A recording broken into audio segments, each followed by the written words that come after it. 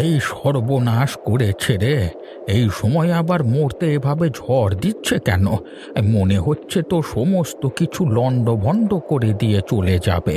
না না, তাড়াতাড়ি গিয়ে একবার আমার আখের ক্ষেতটাকে দেখে আসি। বাবা রে, এই ঝড় ঝঞ্ঝায় কি আমার আখগুলো আর আস্ত থাকবে? আরে আরে, মনে হচ্ছে একটা বাচ্চা মেয়ের কান্না শুনতে পাচ্ছি। নাকি আমি কানে ভুল শুনছি? না না, একদম ঠিকই শুনছি। একটা বাচ্চা মেয়ের কান্নার শব্দ। এখানে একটা মেয়ে দাঁড়িয়ে আছে। ওই তো। আরে আরে, কে তুমি? এই অন্ধকারের মধ্যে ওখানে দাঁড়িয়ে আছো কেন গো? কি হয়েছে? কি তুমি কাঁদছো কেন? আমাকে বাঁচাও, আমাকে এখান থেকে উদ্ধার করো। আমি খুব কষ্ট পাচ্ছি এখানে। আরে তুমি চট করে আমার কাছে চলে এসো। আমার হাতে হেরিকেন আছে। তোমার কোনো ভয় নেই, তোমাকে আমি বাড়ি পৌঁছে দিয়ে চলে আসব। ওরে বাবা, ওরে বাবা, তুই কে রে বাবা? আমাকে উদ্ধার করো, আমাকে এখান থেকে উদ্ধার করো। চলে যা, চলে যা এখান থেকে। আমার জমি থেকে চলে যা বলে দিলাম। এখান থেকে চলে যা। তুই আমাকে উদ্ধার করবি না? তবে তোকে আমি আজকে মেরে ফেলবো। কেউ তোকে বাঁচাতে পারবে না। ওরে বাবা শাঁকচুন্নি, বাঁচতে চাইলে পালাই এখান থেকে। ওরে বাবা।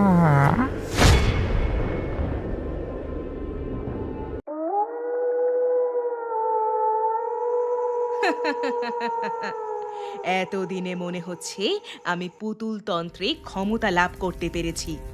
এবার আমি সবাইকে আমার রাস্তা থেকে সরাতে পারবো। যখন যাকে ইচ্ছা তাকে আমার আঙুলের ইশারায় নাচাতে পারবো। কেউ আমার কিচ্ছু করতে পারবে না।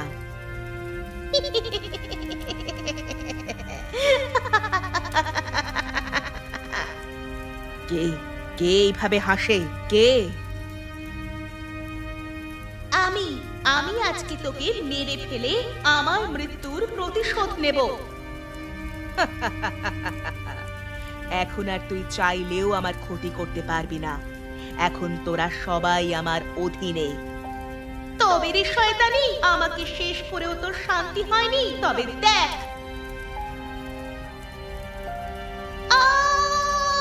কি হচ্ছে? আমি এগোতে পারছি না কেন? আমি হাত পা নাড়াতে পারছি না কেন? তুই কি ভেবেছিস আমাকে হত্যা করা এতই সহজ? বললাম না, তোরা আমার কিচ্ছু করতে পারবি না। ছেড়ে দে, আমাকে ছেড়ে দে। আমাকে আর কষ্ট দিস না। আমি আমি মুক্তি চাই। হ্যাঁ, তোকে মুক্তি দিয়ে আমি আফসোস করি, তাই তো? তোকে মুক্তি দিলেই তুই আমাকে হত্যা করবি আমি জানি। তুই আমার আত্মাকে ছেড়ে দে। আমার আত্মাকে বন্দি করে রাখিস না। যতদিন না আমি পুতুল তন্ত্র সম্পূর্ণভাবে নিজের আয়ত্তে করতে পারবো, ততদিন তোদের কোনো মুক্তি নেই। তোরা যতই ছটফট করিস না কেন, কেউ তোদের মুক্তি দিতে পারবে না। না, এটা হতে পারে না। সময় আর সুযোগ পেলেই আমি তোকে শেষ করব। যা, পালা এখান থেকে। না হলে তোর আত্মাকে প্রত্যেক দিন আমি কষ্ট দেব। দেহ ত্যাগ করেও তুই আমার হাত থেকে ছাড়া পেতে পারবি না। চলে যা এখান থেকে। আর কোনো দিন আমাকে জ্বালাতন করতে আসবি না। চলে যাচ্ছি, চলে যাচ্ছি আমি। এই পুতুলকে হাতছাড়া করা যাবে না, তাহলে আমার বিপদ।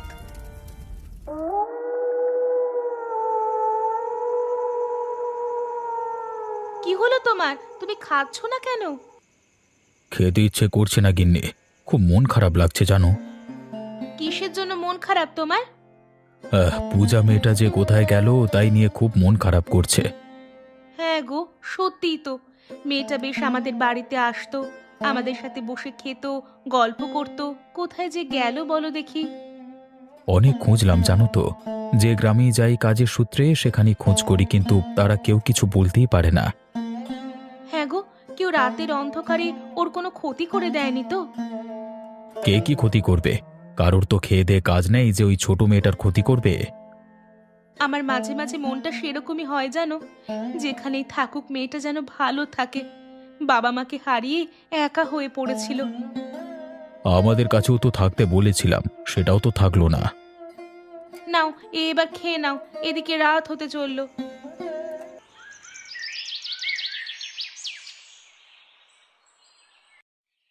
কামিনী, কামিনী, ভেতরে আছিস? তাড়াতাড়ি বেরিয়ে আয়। সব সময় ঘরের মধ্যে বসে থাকলে হবে না বলে দিলাম।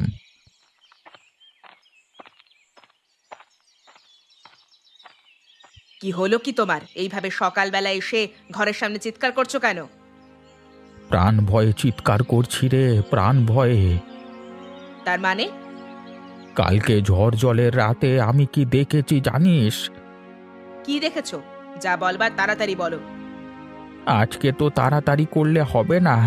সেদিন তুই আমাকে সাহায্য করতে বলেছিলিস, আমি তোকে করেছিলাম।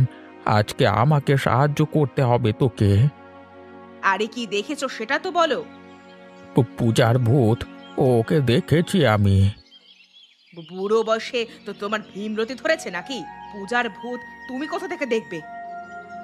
আমার কথা বিশ্বাস কর কামিনী, শুধু দেখিনি, ওর ভূত আমার উপর আক্রমণ করেছিল। আক্রমণ করেছিল? তোমার বাড়িতে এসে আক্রমণ করেছিল নাকি? না রে, কালকে আমি আমার আখের ক্ষেতটা দেখতে গেছিলাম, সেখানেই ওর ভূত আমাকে আক্রমণ করেছিল। তা রাতের বেলা তোমাকে একা একা বেরোতে কে বলে? হয়তো কেউ ভূতের ছদ্মবেশে তোমাকে ভয় দেখিয়েছে। না না, আমাকে একটা তাবিজ দে তুই, না হলে আমি কিছুতেই এই ভয় থেকে মুক্তি পাচ্ছি না। আমি তাবিজ করতে পারি না। মিথ্যে কথা বলিস নে কামিনী, তন্ত্র মন্ত্র সব কিছুই তুই জানিস। আমাকে সাহায্য করতে গেলি তোর যত দোষ, তাই না? দেখো কাকা, তুমি এখান থেকে যাও। আমার ভালো লাগছে না তোমার সাথে কথা বলতে। তোর একদিনে সময় আসবে কামিনী, সেদিন তুই কি করিস আমি দেখব। আমাকে মৃত্যু মুখে ঠেলে দিলি, তাই না? কইরে রাতুল, আর কতক্ষণ লাগবে বল দেখি? আর একটু হাঁট না, সারাদিন তো হাঁটা চলা করিস না, এ কদিন একটু হাঁটাহাঁটি করে নে। আরে এই নে, চলি এসেছি। আর তোর দাদাকে ডাক দে রে। কোথায় দিবাকর দা? বৌদি, আরে বেরিয়ে এসো, তোমার ঘরে কুটুম এলো যে।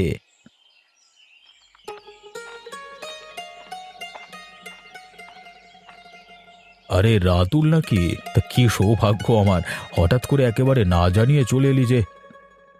হ্যাঁ দাদা, অনেকদিন আসা হয়নি, এদিকে অফিসে ছুটি পেলাম, তাই একেবারে ধাঁ করে চলে এলাম তোমার বাড়ি। তা উঠিকে বন্ধু নাকি? হ্যাঁ হ্যাঁ, বন্ধু। আপনাদের গ্রামের নাম অনেক শুনেছিলাম তো, তাই জন্যই রাতুলের সাথে আসবার লোভ সামলাতে পারলাম না। না না, সে তো বটেই, এসেছো বেশ করেছো। এসো এসো, ভেতরে এসো। প্রথমে আমাদের পরিকল্পনা বলে রাখি দাদা, অনেকদিন বাদ এসেছি, এখানে আমরা একটা ছোটখাটো পিকনিক করব। আজকেই করবি নাকি? আজকে রাতে হলে খুব ভালো হয়, কিন্তু আজকের মধ্যে কি সমস্ত কিছু ব্যবস্থা করতে পারবো? আরে সে সব কিছুই তুই আমার উপর ছেড়ে দে। এমনিতেই আকাশের অবস্থা খুব একটা ভালো নয়, আজকের আকাশটা তবুও পরিষ্কার আছে। পিকনিক করলে আজ কি করতে হবে? আমি রাজি, প্রথম দিন এসেই জমিয়ে খাওয়া দাওয়া করে একেবারে ঘুমানো যাবে। হ্যাঁ ঠিক আছে দাদা, তুমি তাহলে একটু ব্যবস্থা করো, আমি আর কি বলবো। তোরা অনেক দূর থেকে এসেছিস, একটু বিশ্রাম নে। তোর কাকিমা একটু বাইরে গেছে, এলেই তোদের জন্য গরম গরম ফুলকো লুচি বানিয়ে দিতে বলবো। প্রশান্ত, এই ফাঁকে আমরা পিকনিকের লিস্ট করে ফেলি, কাকিমার হাতে রান্না একবার খেলে সারা জীবন মনে থাকবে। আহা, সেই অনুভূতি! চারিদিক কেমন নিস্তব্ধ অন্ধকার, কোনো জনমানবের চিহ্ন নেই চারিদিকে। তবে কাকিমার মাংস রান্নার গন্ধে শিয়াল চলে এলে আশ্চর্য হব না। হ্যাঁ, ওটা একটু আছে বই কি। আরে আরে, ওটা মনে হচ্ছে হেরিকেন নিয়ে কে একজন আসছে, ওই দেখ। এই কারা তোমরা? এই রাতের বেলায় আমার আখের খেতে কি করছো? আরে আমরা গো হরিপদ কাকা, ওরা হচ্ছে আমাদের কুটুম, আজ কি এসেছে, বলল আজকে রাতে একটা পিকনিক করবে, তাই জন্য তোমার এই অংশটাই ভালো বলে মনে হলো। না না, এখানে পিকনিক করা যাবে না, তোমরা এখান থেকে চলে যাও। কিরে, এ বুড়ো বলছি কি রাতুল? চুপচাপ শুনে যা, শুধু কোনো কথা বলবার প্রয়োজন নেই। আরে কাকা, তুমি বাধা দিচ্ছ কেন? আমরা তোমার আখের খেতে হাত দেব না, আমরা পিকনিক করে এখান থেকে চলে যাব। তোদের ভালোর জন্যই বলছি, এখান থেকে চলে যা, বাকিটা তোরা বুঝে কর, আমি চললাম। বুড়ো কি বলে গেল দাদা? কিছুই তো মাথায় ঢুকলো না। আরে ছাড় না ওর কথা, বয়স হয়েছে বলে একটু খিটখিটে হয়ে গেছে। কই গো, তোমার মাংস রান্না হলো? এইদিকে যে আমরা মাংস কষা খাবার জন্য বসে আছি।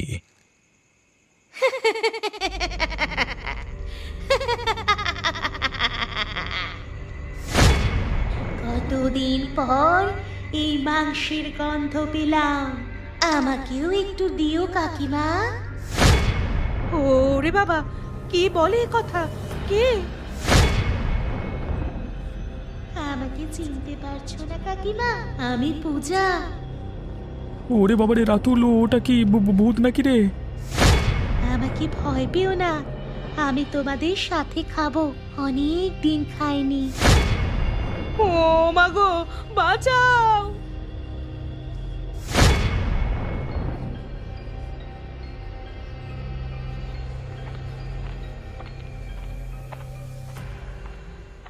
কোথায় নিয়ে চললে আমাকে দাদু? চল না, বাড়িতে একা বসে কি করবি, তার থেকে বরং আমার আখের ক্ষেতটা দেখে আসবি, চল। আচ্ছা বেশ, তাই চলো।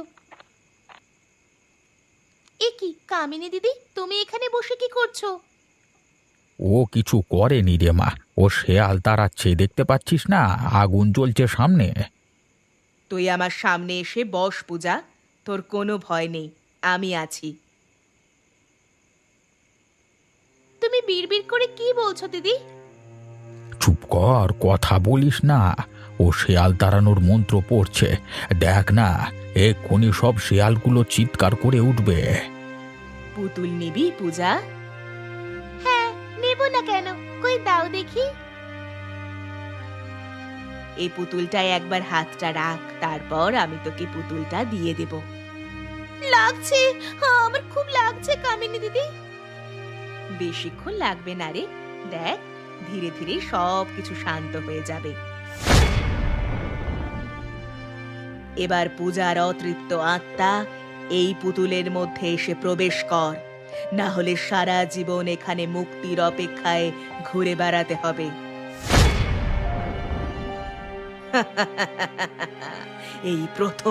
এই প্রথম আমি পুতুল তন্ত্র সাধনায় সার্থক হতে পেরেছি। দেখ, আমি তোকে ঠিক একটা ছোট মেয়ে জোগাড় করে দিতে পেরেছি তো। হ্যাঁ কাকা, তোমার জন্যই আজকে আমি তন্ত্র শিক্ষা সম্পূর্ণ করতে পারলাম। আজ থেকে আমি অনেক ক্ষমতাবান।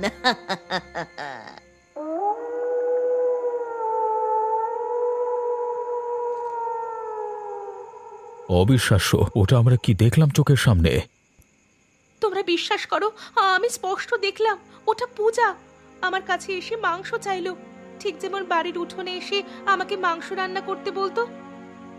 তার মানে ওই মেয়েটাকে তোমরা চেনো? হ্যাঁ চিনি, ওই মেয়েটা আমাদের খুব আদরের মেয়ে ছিল, কিন্তু হঠাৎ করে কোথায় যেন নিখোঁজ হয়ে যায়। যদি আমরা পূজার ভূতকে দেখে থাকি, তাহলে বলতে হবে পূজা আর এই পৃথিবীতে নেই। আর কিন্তু এমন কি হলো যাতে... আমার মনে হচ্ছে এর পেছনে গভীর রহস্য আছে। পূজার বাবা মা কোথায়? ওদের কাছ থেকেই সব রহস্য জানা যাবে। মেয়েটার বাবা মা অনেকদিন আগেই মারা গেছে। কালকে হরিপদ কাকা এসে আমাদের কোন বিষয়ে সাবধান করতে চাইলো? তাহলে কি হরিপদ কাকা কিছু জানতো? আমারও তাই মনে হয়, ওই বুড়োটাকে চেপে ধরলে সবকিছু বলে দেবে। চলো তাহলে সবাই মিলে ওর বাড়ি যাওয়া যাক। না না, ওই বুড়ো কোথাও পালিয়ে যাচ্ছে না। আজকে আর বাইরে বের হওয়ার কোনো প্রয়োজন নেই, বিপদ রাখতে জায়গা নেই, কখন কি বিপদ ঘটে বসে বলা যায় না। ঠিকই বলেছ বৌদি, আমরা যে প্রথম দিন এসেই এরকম একটা অবাস্তব কাণ্ড দেখব বুঝতে পারিনি। কালকে সকালে উঠে প্রথমেই আমাদের কাজ হরিপদ কাকাকে সমস্ত কিছু জিজ্ঞেস করা।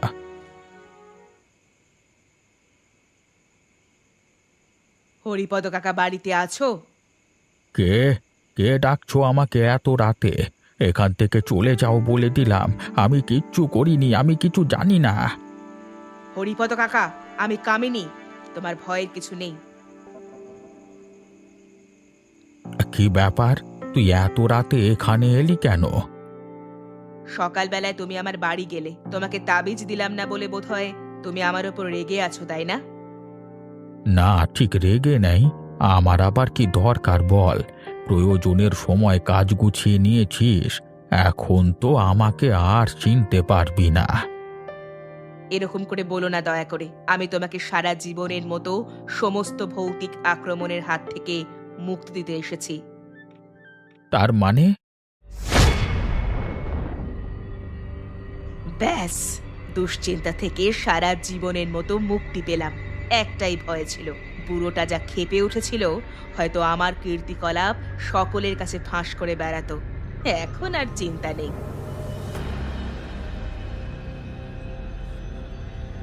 আমি একবার যাই, গিয়ে দেখে আসি বরং।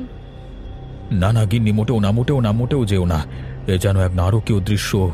হায় কপাল, এটা কোনোদিনও ভাবতে পারিনি যে হরিপদ কাকা শেষকালে খুন হবে। ঠিক দেখেছো খুন করা হয়েছে, নাকি কোনো ভৌতিক আক্রমণ বলে মনে হলো? গলাটা কেটে মেরে ফেলা হয়েছে, তারপর জানি না কি হয়েছে। তার মানে রহস্যটা যতটা সরল ভেবেছিলাম ততটা নয়, অনেক জটিলতা আছে এর মধ্যে। তাহলে এরপর আমরা কি করব? পূজা ভূত হয়ে এ কাজ করবে আমার বিশ্বাস হয় না। হরিপদ কাকাকেও খুব ভালোবাসতো। তাহলে এই কাজ করলোটাকে, তাকেই তো খুঁজে বের করতে হবে। সে কি আর প্রমাণ রেখে খুন করবে রে? খুনি যেই হয়ে থাকুক না কেন, তার মাথায় বুদ্ধি আছে বলতে হবে। খুব শেয়ান, আমার মন বলছে পূজাকেও সে কোনো কারণে হত্যা করেছে। কিন্তু সেই কারণটা কি, সেটা একমাত্র পূজাই বলতে পারবে।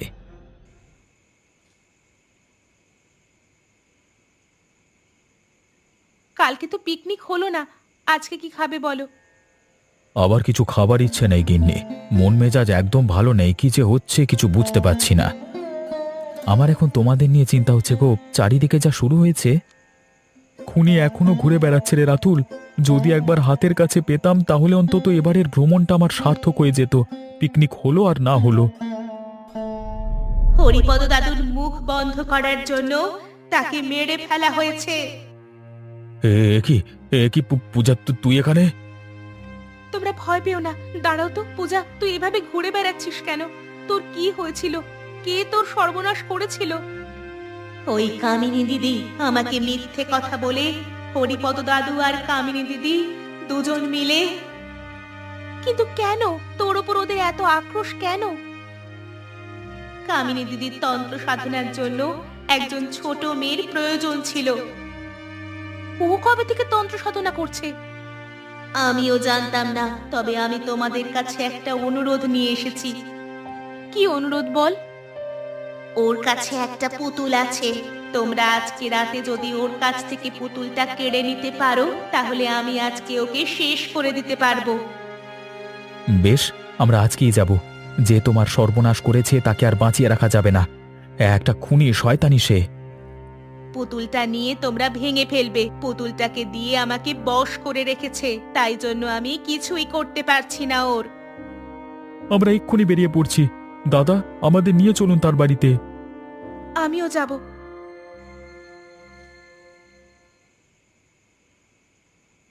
কামিনী, বাড়িতে আছিস? একবার বেরিয়ে আয় না বোন, তোর সঙ্গে খুব দরকার আছে।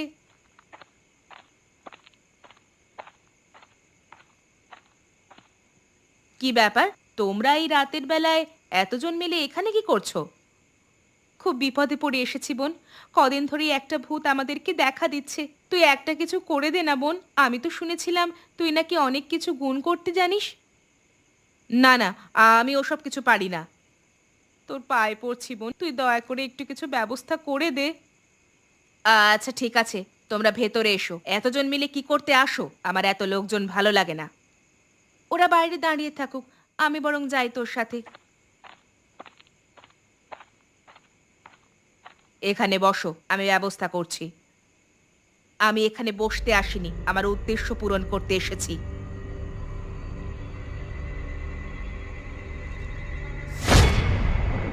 এটা এটা তুমি কি করলে? তুমি না জেনে আমার এসব জিনিসে হাত দিলে কেন? এবার তোকে আমার হাত থেকে কে বাঁচাবে? আমাকে আমাকে ক্ষমা করে দে। আমি পাপ করে ফেলেছি। আমাকে তুই এবারের মতো ক্ষমা করে দে। তোমার কোনো ক্ষমা নেই। পূজা, ওকে তাড়াতাড়ি শেষ করে ফেল। আমার আর এর মুখ দেখতে ভালো লাগছে না। আমার বিশ্বাস নিয়ে খেলা করেছিস, অনেক যন্ত্রণা দিয়ে মেরেছিস আমাকে। আজকে তোকেও শেষ করে ফেললাম। সব সময় মনে রাখবি, সব পাপের একদিন শেষ আছে। পূজা, তুই এবার মুক্ত হয়েছিস তো? তোকে আর কোনোদিন আমরা দেখতে পাবো না বল? কাকিমা, দুঃখ করো না, আমি তোমার সন্তান হয়ে আবার ফিরে আসবো তোমার কাছে। তোমার কাছে যে ভালোবাসা পেয়েছি তার টানেই আবার আসবো। আমি এখন চললাম।